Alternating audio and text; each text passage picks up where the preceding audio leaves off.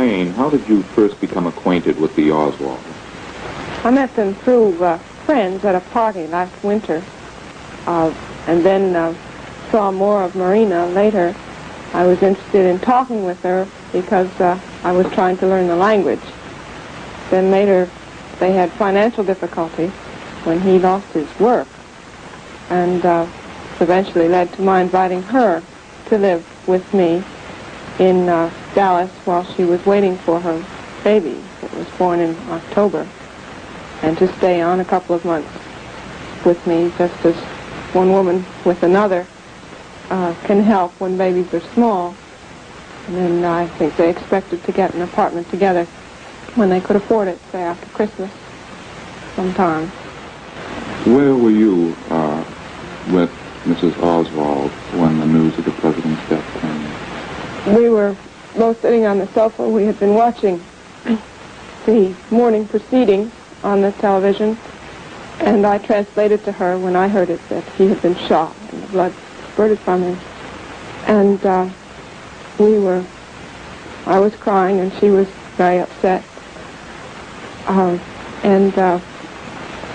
Indeed, this was our condition when men came from the police department in Dallas.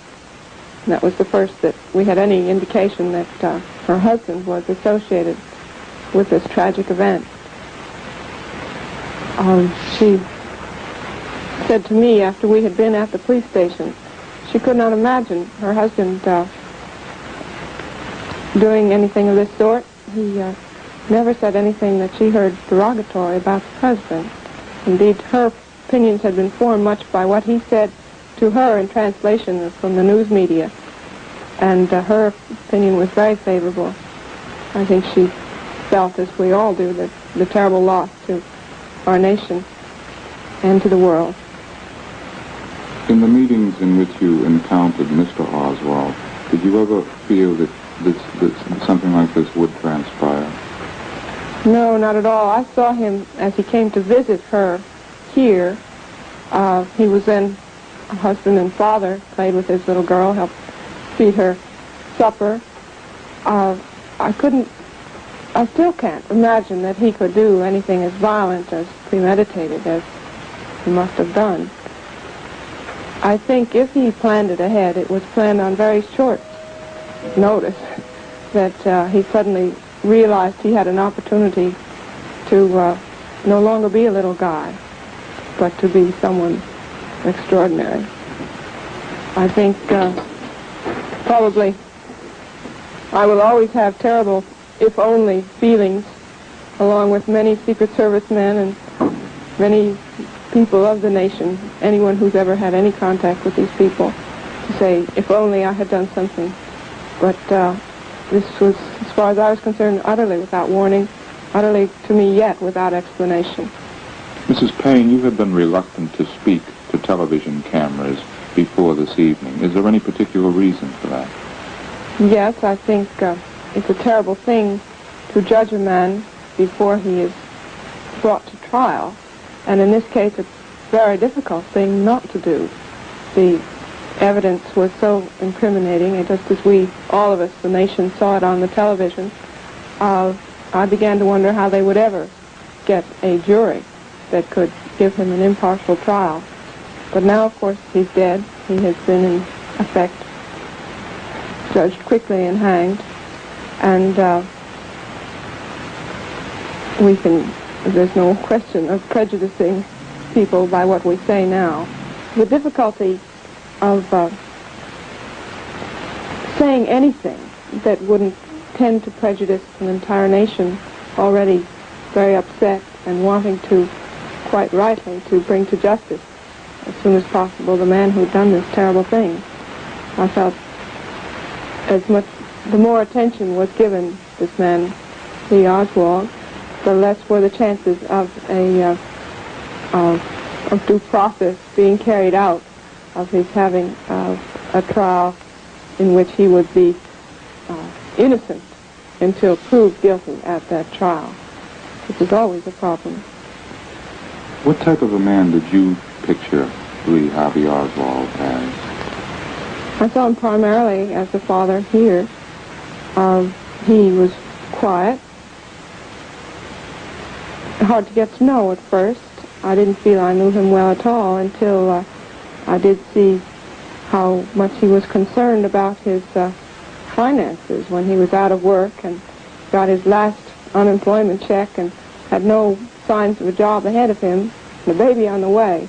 He had all the feelings, I think, of any father that doesn't know where he's going to get the money to support his family.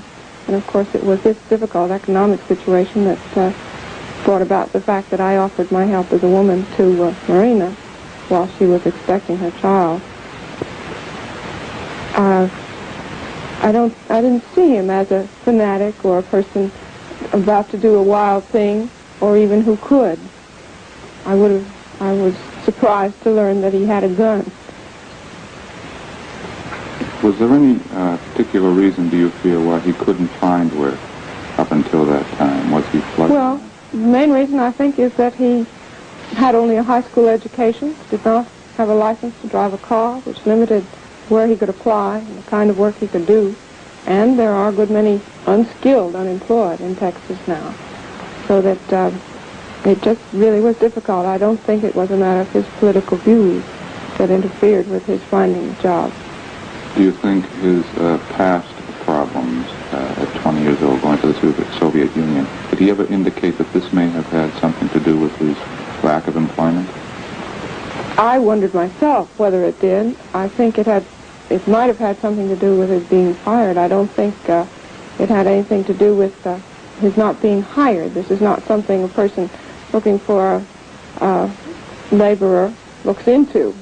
He wasn't applying to jobs that would require security clearance or anything looking into his past. He was simply looking for a minimum wage and a salary to keep his family on.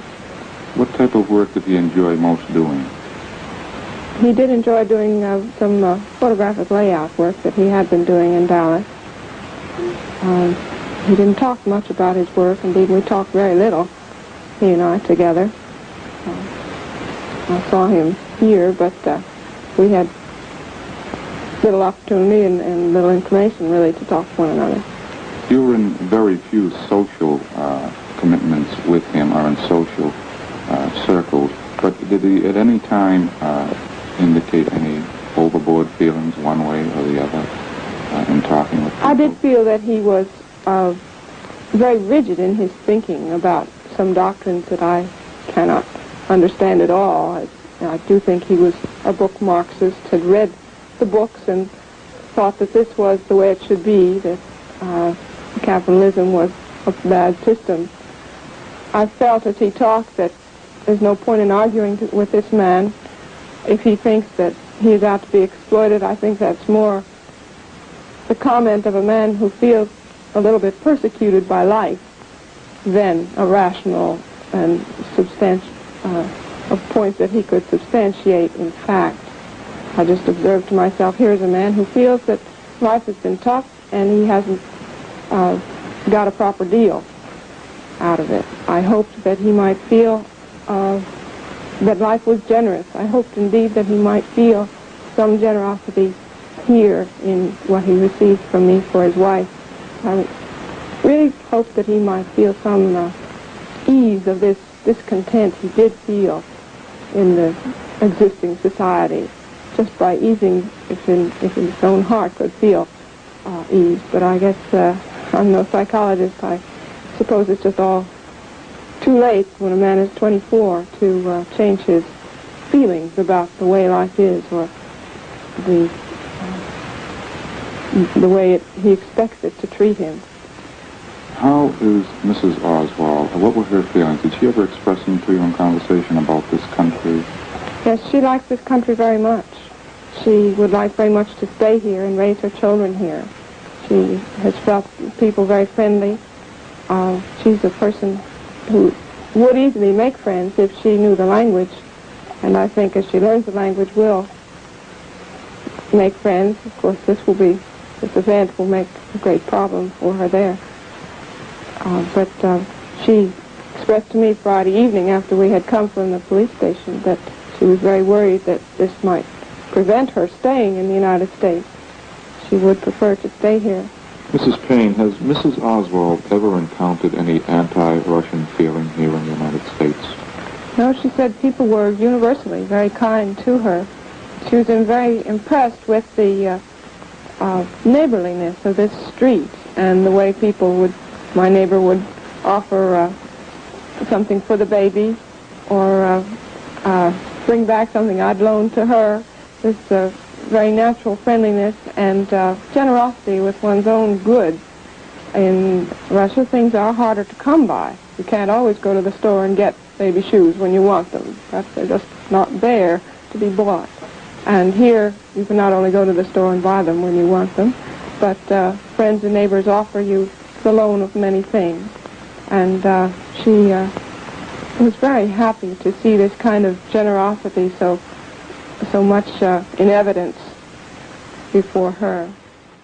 At one time, people had speculated, as this case developed, that because Mr. and Mrs. Oswald were living apart, that there were marital difficulties. Did you feel that this was the case, or did you ever see anything like that? They did quarrel some, but I felt that was the quarreling that happens in many marital relations, that they did want to get an apartment when it was financially feasible for them. He was glad, I think, that she could be with another woman during the time of the birth of the baby and when the baby was so small. But there were no real marital difficulties that I knew of between them. Did Lee Oswald ever express his feelings about the Soviet Union when he came back? Did he reminisce about the things he had seen there? I heard him speak once at the same party where I first met him and his wife. Talked to the group there about having been there. I recall he was critical, or at least talked about the censorship that he experienced there, letters from his brother that he never got, learned later about. But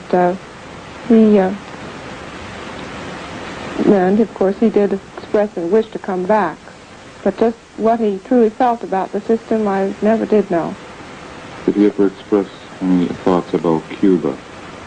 Not to me, no, not at any time. Mrs. Paine, you were with Mrs. Oswald when the news of the president's death was broadcast. Did she indicate any feelings to you at that time? She said to me how terrible she felt this was for Mrs. Kennedy. What a terrible thing to lose her husband.